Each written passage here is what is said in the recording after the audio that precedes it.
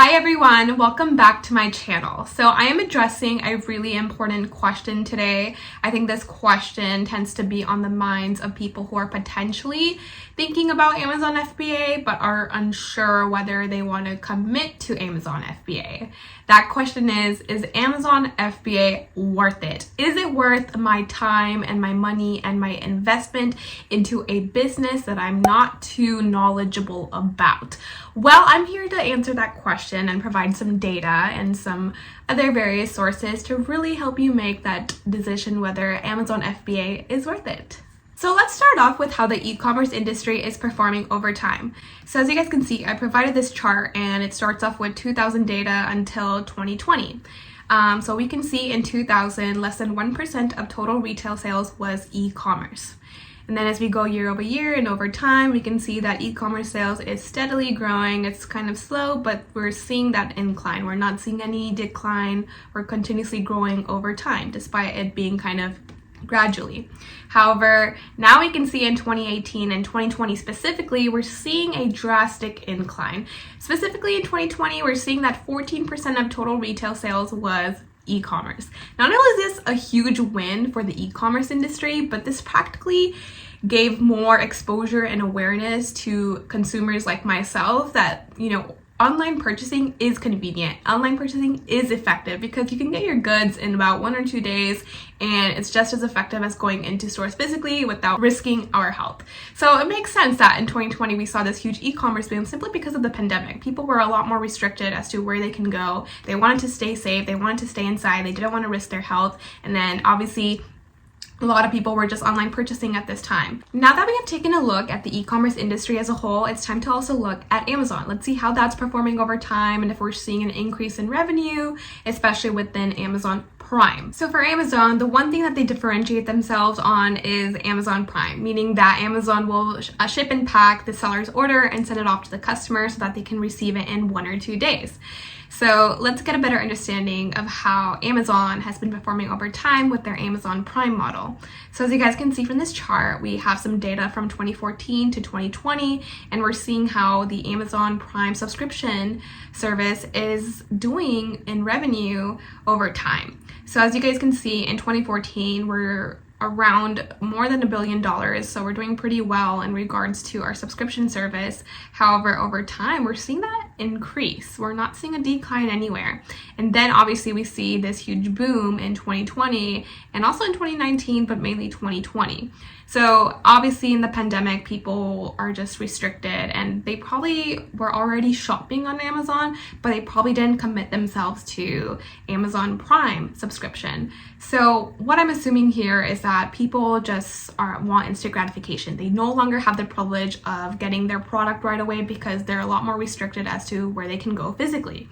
So that probably encouraged them to purchase an Amazon Prime subscription because now they're able to get their products fast. They can get it in 1 or 2 days without the inconvenience of having to wait a week or a couple of weeks with other e-commerce websites. So that's probably why it was the reason that people are getting Amazon Prime more in 2020, because now they just have to resort to online purchasing, which is a huge win for Amazon because not only does this bring more awareness to the convenience of Amazon Prime, but also to the sales that they were accumulating during this time. They definitely were able to double the sales since 2017. So that's pretty crazy in itself. So now we know that Amazon is growing in revenue and more people are jumping onto the Amazon Prime subscription model. However, we also want to understand, why are people shopping on Amazon? What makes Amazon special compared to these other competitors like either Walmart or Etsy? Like, what makes Amazon the differentiator within this competitive e-commerce landscape? And I think we have the answer to this according to this graph. So according to this graph, it kind of just takes a deep dive as to why internet users are shopping on Amazon.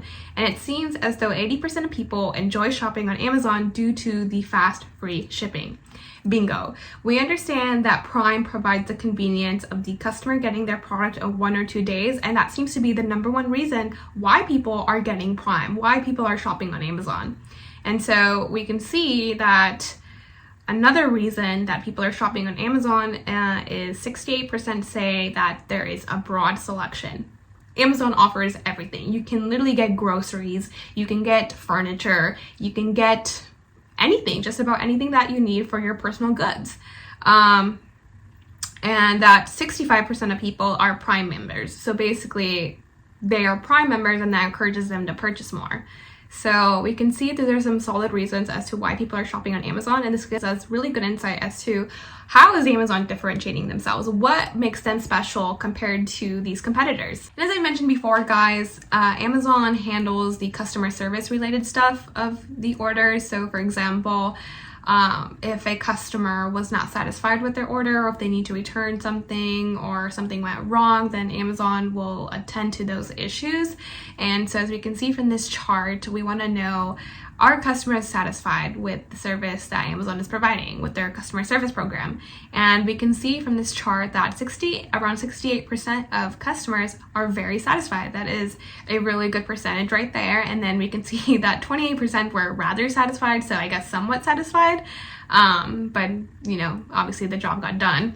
And so we see a very small percentage where they are dissatisfied. So we can see that, you know, Amazon is very attentive to their customers, and they're out here providing customer satisfaction, which is really great for you as a seller, because you know that Amazon is going to address like customer issues, and that's a huge part of your business in which customers, you know, are going to have some issues with your order, and it's going to lead to bad reviews if you're not attending to the customer.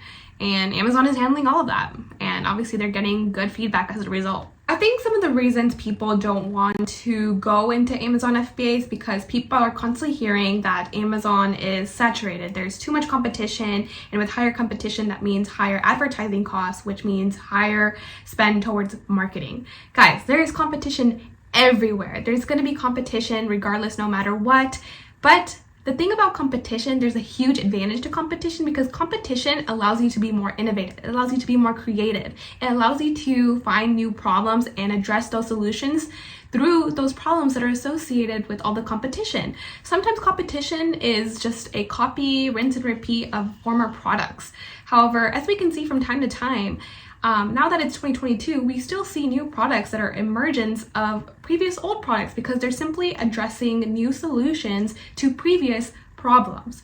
So this is an opportunity for you to take that competition and analyze your competition and see what are the current problems and how you can address that into a new solution or new product so that needs are being met for the consumers. So don't be intimidated by competition and saturation. Competition isn't always a good thing. It simply can be a rinse and repeat of years over years, and you can be the one to really change up that category or that product with new innovative solutions.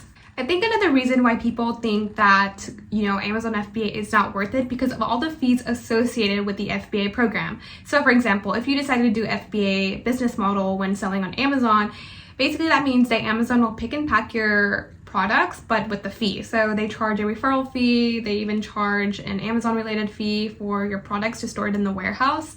And there's just all these little fees that come into picture, such as long-term storage fees.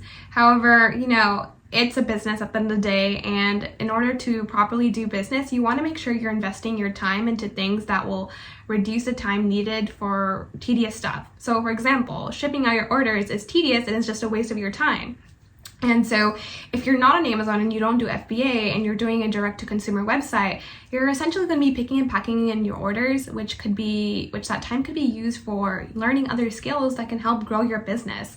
Yes, although it does come with a fee, it's very much worth it, and you're still able to make decent profit margins if you price your product accordingly. Why would you want to spend your time picking and packing orders when Amazon will do that for you, and you can learn more various skills to scale and grow your business? And even with FBA fees in the picture, we can notice that 50% of sellers sell anywhere from between $1K to $25K a month. 13% of sellers sell between $25K to $250,000 a month, and 22% of sellers sell under $500 a month.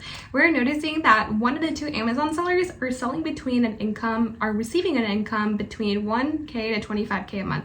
That is completely viable, and it just shows you that despite all these Amazon FBA fees that are going to come with selling on Amazon, it's very much worth it because you get to invest your time into things that are going to help grow your business rather than tedious stuff like picking and packing your orders when you do that on a D2C website. So guys, I hope you really enjoyed the data that I provided you today. It just shows you how much the e-commerce industry is booming and how over time we're probably going to see even more projected growth.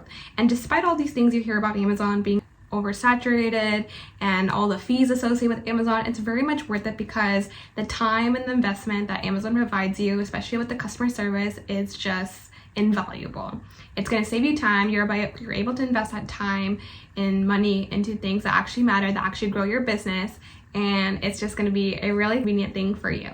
Alright guys, I really hope you enjoyed today's video, and I hope you got a lot of information out of here. And do I think Amazon FBA is worth it? Definitely.